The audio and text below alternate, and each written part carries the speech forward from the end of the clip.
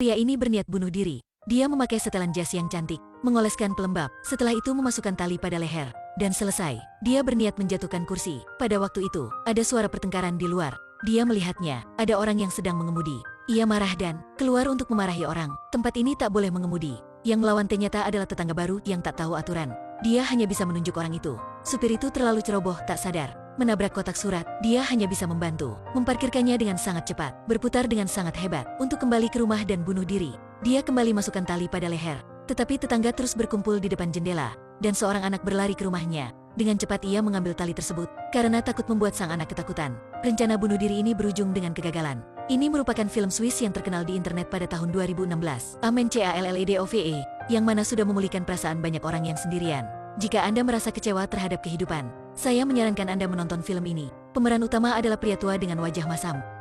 Beberapa bulan yang lalu istrinya meninggal dunia, dan dia baru-baru ini dipecat. Tidak ada asa dalam kehidupan, sehingga dia ingin mengakhiri hidupnya. Dia adalah tipikal orang Nordik, karakter yang dingin dan keras kepala. Orang menyapanya, dia akan bilang, jangan berisik. Keesokan harinya, lebih cermat. Dia menutup pintu dan jendela rumahnya, memasuk tali kepada leher, tanpa siapapun tahu. Awalnya tak ingin peduli dengan hal itu lagi. Tetapi bel pintu terus-menerus berdering. Dia membuka pintu dengan penuh amarah. Rupanya mereka itu bocah-bocah. Dia hanya bisa menghela amarahnya. Orang tuanya juga muncul, adalah tetangga barunya. Mereka membawa makanan untuknya, dan ingin meminjam tangga. Pun hanya bisa meminjamkannya. Waktu itu, wanita tua yang ada di seberang rumah meminta dia untuk memperbaiki pemanasnya. Itu semua direncanakan oleh semuanya untuk mencegahnya untuk bunuh diri. Marah, cukuplah, pergilah, semua kalian pergilah. Kembali ke rumahnya, melihat foto istrinya dan sangat sakit hati. Dia memutuskan untuk mencoba gantung diri sekali lagi. Kali ini akhirnya dia berhasil. Kemudian terlintas masa lalu dari kehidupannya. Dimulai dari ketika ia kecil. Sudah kehilangan ibunya dari kecil, dan hanya bisa hidup bersama ayahnya. Ayahnya tak banyak bicara. Ada suatu hari di mana berdiri di rel, dan di belakangnya ada sebuah kereta sedang melaju.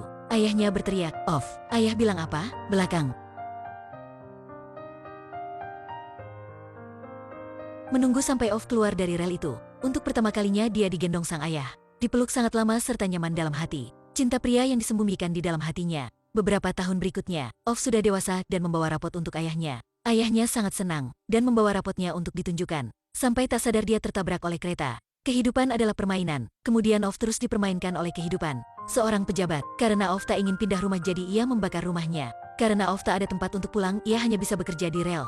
Setiap hari tidur di dalam kereta. Tak duga ketika kehidupan sedang di bawah jurang, itu membuatnya bertemu dengan hal paling cantik di dunia. Seorang gadis, dia memakai sepatu hak tinggi dan lipstik merah, mata yang biru. Dia sering memperlihatkan gigi putih cantiknya. Ketika tersenyum ia bagaikan peri. Dia membeli tiket untuk dirinya sendiri. Waktu dia ingin turun dan meminta bantuan dengan memberi tas, dia menatapnya. Yang kasar mulai berubah. Dia tahu kalau dia sudah jatuh cinta pada gadis itu. Sejak itu, setiap hari dia mulai menaiki kereta dengan tepat waktu. Setelah 3 minggu berlalu, akhirnya mereka bertemu kembali. Mereka pun pergi kencan untuk yang pertama. Tak tahu caranya bercanda. Satunya diam dan kemudian berbincang tentang kereta.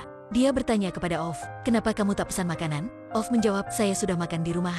Ternyata dia terlalu miskin dan hanya mampu membayar untuk 1 orang. Lalu ia menceritakan semua kenyataan mengenainya. Rumahnya dibakar, dia sudah tak memiliki apapun. Selanjutnya, dia malu dan berniat pergi.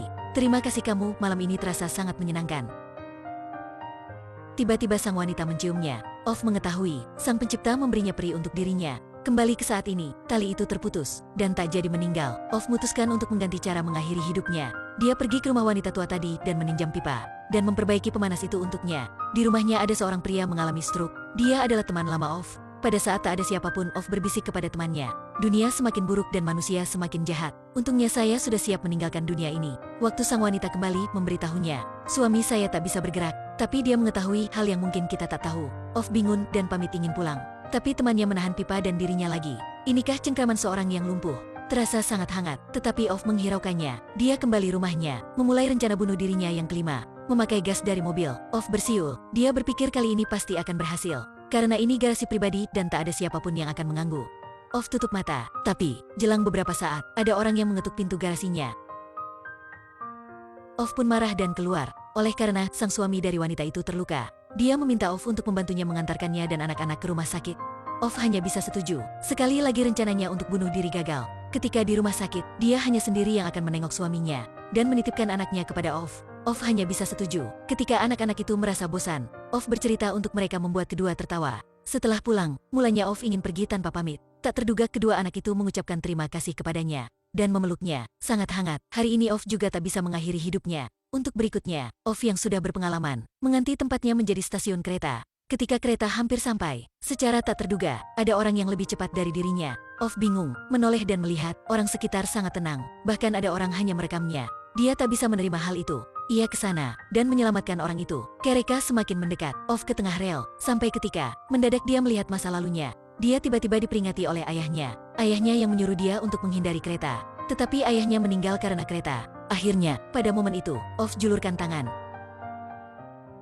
Rencana bunuh diri juga gagal. Hari itu ia kembali ke rumah. Dia melihat seorang wanita yang memelihara anjing tapi sedang melempari kucing dengan batu.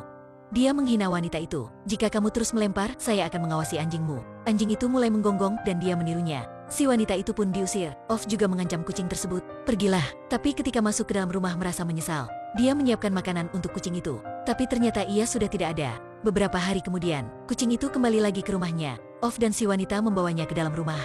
Karena anaknya alergi dengan bulu kucing. Jadi hanya dia yang bisa merawatnya. Hasilnya bahkan Off belum bisa mati. Menambah satu seekor kucing. Dia ke kuburan istrinya bilang, aku ada satu beban lain. Aku akan cepat mengatasinya dan pergi ke samping kamu. Tapi kenyataan, setiap hari dia peluk kucing itu dan jalan-jalan ke rumah dan memasakkan masakan yang enak untuknya. Setiap hari dia melihat si pria tetangga mengajarkan istrinya mengemudi dengan sangat buruk. Jadi dia sarankan agar dia bantu.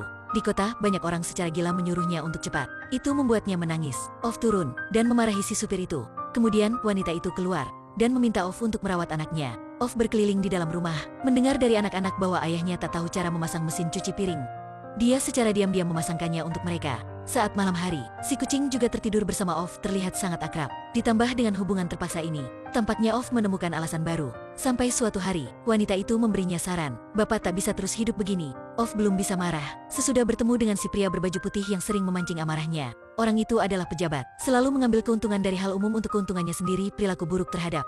Dia memperlakukan Off dengan lebih buruk. Sebelumnya kamu si bajingan penganggu. Istrimu sudah mati dan kamu menjadi gila. Semuanya hanya bisa melihat raut muka kesakitan Off. Off yang terguncang. Dia masuk rumahnya, mengunci dirinya dari dalam, dan dia berniat untuk bunuh diri.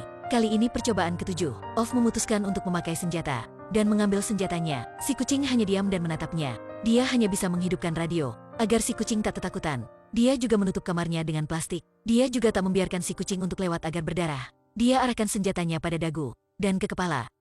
Sekali lagi Off marah dan memegang senjatanya keluar. Di luar ternyata ada mantan murid dari istrinya. Dia meminta Off untuk ikut menginap karena mereka diusir keluarganya. Off marah dan mencacinya, tapi karena merasa kasihan dan mengizinkan mereka untuk menginap. Esok harinya, bocah itu memasak untuk dia dan menyiapkan makanan untuk kucing. Ini pertama kalinya Off sarapan sama orang lain. Sudah hampir setengah tahun, dia ingin melihat bersekitar dan sang bocah juga mengikutinya. Tak hanya dia sendiri, kucing itu juga dibawanya. Dengan sesaat, seorang laki-laki juga mengikutinya. Tim Off semakin banyak. Tak lama kemudian, Off mendapat informasi dari laki-laki itu bahwa teman lamanya yang sedang stroke terpaksa harus ke rumah sakit untuk orang tua. Namun beberapa rumah sakit di Eropa menipu para pasien dan mengambil uangnya.